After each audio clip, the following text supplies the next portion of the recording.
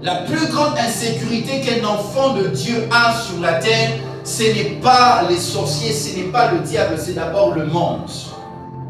Et l'apôtre est en train de dire dans Romains chapitre 12, ne vous conformez pas au siècle présent. Il s'agit du monde.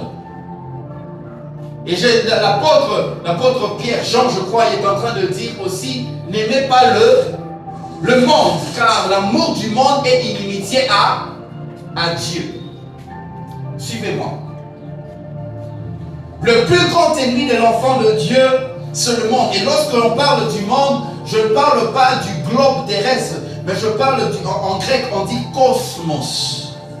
Le cosmos dont on parle ici en grec, en dehors de l'ensemble des éléments bien agencés qui constituent ce que l'on voit. Dans cosmos, c'est là qu'est venu le terme cosmétique.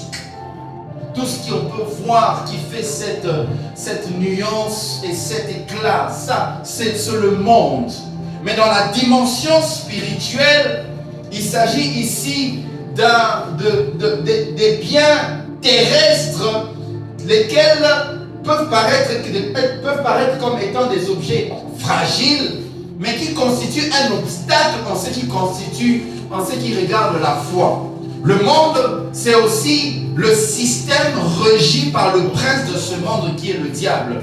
Le monde constitue aussi le système dirigé par Lucifer lui-même ou par le diable Satan. Jésus est en train de dire, le prince de ce monde arrive et il n'y a rien de lui en moi.